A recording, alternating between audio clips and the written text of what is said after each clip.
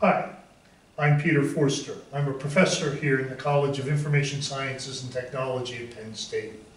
We're here in the Westgate building, and you're looking out on the Penn State campus, right down Pollock Road to Old Bain, basically the heart of Penn State University. So I welcome you to this venue. We're fortunate today to have an expert on Common Operational Picture. And we're going to talk a little bit about why it is important, what are some of the challenges that exist. And at this point, I'd like to welcome Mark Campbell to the set. Mark, thank you very much for joining us. Mark is a major in the Pennsylvania Army National Guard and a PhD student here in the College of Information and Sciences and Technology. Welcome. Thanks for having me. It's great to have you here. I really appreciate it. So, Common Operational Picture. We hear about it all the time. People talk about it in all different kinds of venues with regard to crisis management and everything else. But I don't know if any of us really know what is. So you're an expert in this. What is COP? So the Common Operational Picture is widely, not debated, but there's different opinions on what the Common Operational Picture is across different people. That became obvious during my research when I sat down with different first responders and military individuals. They came back with anything from a mental model to something written on the back of a napkin to a map, an analog map with acetate overlays and digital representation with events and entities in time and space. So in most of the literature that I've read and in the areas that I've observed, the Common Operational Picture really comes down to a digital representation of entities, events, and displaying them on a digital map with overlays of some kind in order to show the relationships between those entities and events in near real time. Okay.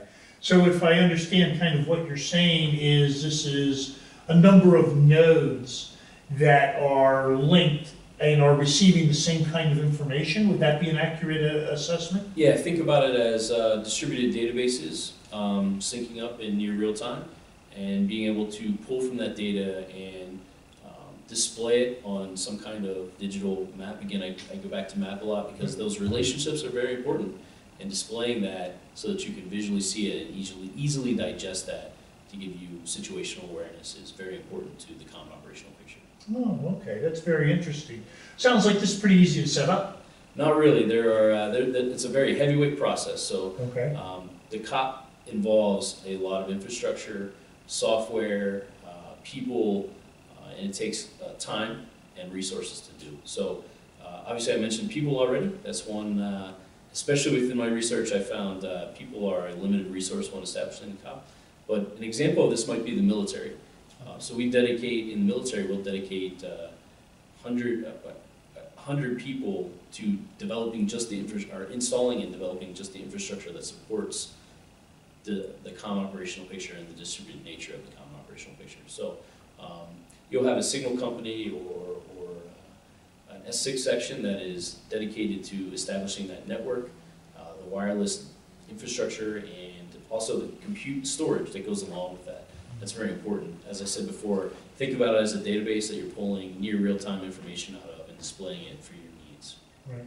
And I didn't mention, I should have mentioned when we started, you are a signals officer in the PA National Guard, correct? Correct. So when you talk about S6, you're talking about signals. That's correct. Right. Yes. Okay. So we've talked a little bit about what is it. We've talked about a little bit of how you establish it. So what are some of the challenges with a Common Operational Picture? Again, I described it as a heavyweight process.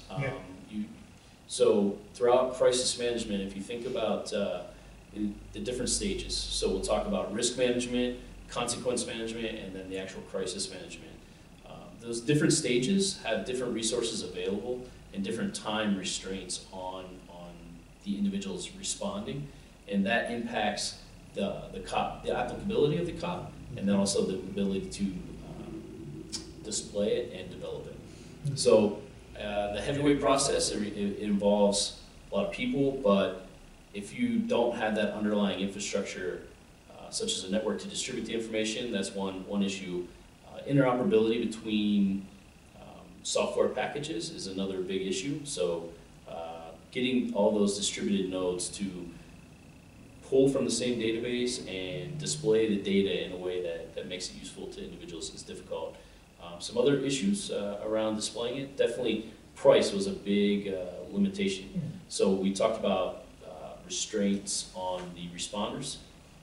Oftentimes those first responders are limited on people but also finances.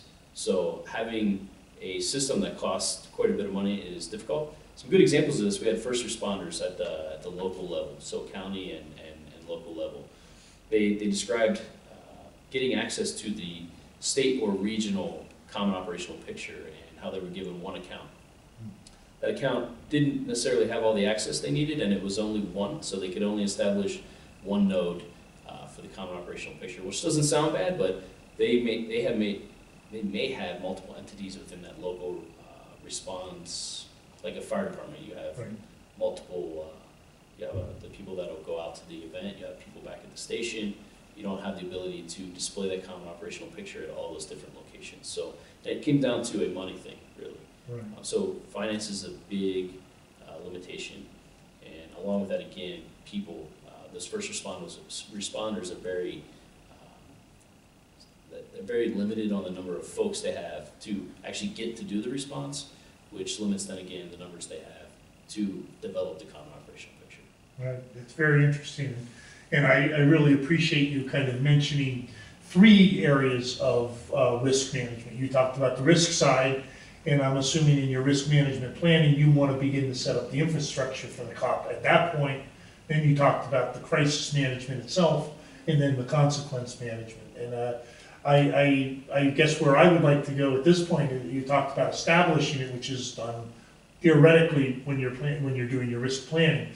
But what is the impact of a common operational picture on crisis management and on consequence management?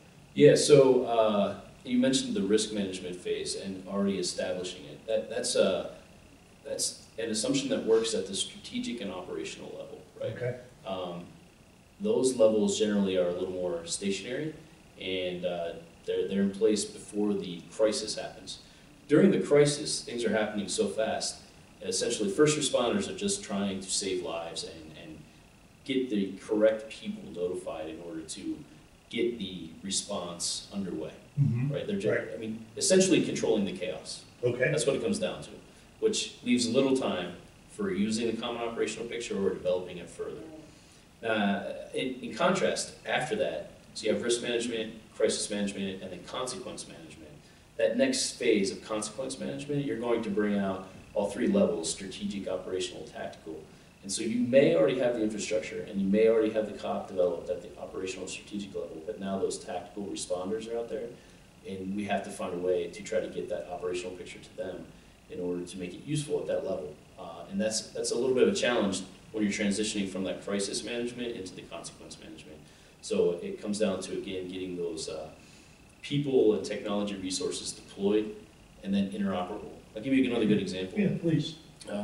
One event that I observed during my research, it was roughly a 2-week response, and during that time, we were trying to integrate 2 pieces of common operational picture software, and throughout that 2-week period, we never got to a point where we could share overlays between the 2 different pieces of software. So even into the consequence management cycle, where it becomes more important and more applicable, there's still interoperability issues within that area. That's very interesting. It sounds like a very challenging situation. Could you give me maybe a little bit of an example of where a common operational picture might be used, how it might be used in a crisis response? Let's say a hurricane maybe, or something along those lines? Yeah, so definitely a good example of a hurricane might be you have food, water, and ice that you need to distribute to the local populace. You have set up your supply points in different areas, and on the common operational picture you can have that overlay developed. And it will give you visually in time and space where those are, and then you can actually plot out where the locations of the people who need the food, water, and ice are, and maybe the outlying posts that you're distributing from, and it allows you to make better decisions on where you might supply those outposts from. Or maybe the planning you did or assumptions you made were inadequate, and you need to adjust things. And you can kind of see that in that visual relationship in time and space. Well, that's very interesting. So I'm assuming it would also, for example, show you the roads. So if you have a distribution center and you need to get out to 6 different villages, it's going to show you how am I going to get there and what road is open, what road's blocked, that kind of thing. Yeah, so route status was definitely an area coming out of my research that was discussed and would be very useful to responders to have the status of routes and how we get around. So we're actually looking at how you might automate some of that based on some of the data fusion that could take place, some social media from actual local responders on the ground, from the military, etc. And on that COP, changing those route statuses in near real time so that people can make decisions on how to get there. Other areas that came out too, for valuable information that can be displayed on the COP. And a response, battle damage is a very difficult process for responders to go through, and they found it to be very beneficial to be able to display that on the COP, and then further even maybe have the military help refine that data and produce it, put it on the COP, and get that information down to the people who need it. Right. Another area were healthcare facility statuses. So, in an event of a large catastrophe, how many beds are available at a hospital? Is the hospital up and operational? Different areas within the healthcare infrastructure realm were another area that the responders pinpointed for value in the common operational picture. That's very interesting. So if I'm understanding what this is it's a data fusion process where you're pulling in information from a variety of sources. It might be the cameras on the streets that are still operating. It might be social media, what people are tweeting about an event. It might be satellite images. It might be reports from first responders on the field. You're pulling this all together. You're, in essence, mashing it up and sending it back out to dispersed nodes, is the term I've used, to help them make sure that everybody's looking at the same thing. Is that kind of an accurate assessment? That's definitely an accurate assessment, and touches on most of the areas within my research that came to light. Great. For sure. Thank you very much. This was very helpful, Mark. I think you gave us a great understanding of what a COP or a common operational picture is. Thanks. Thanks for having me. Pleasure.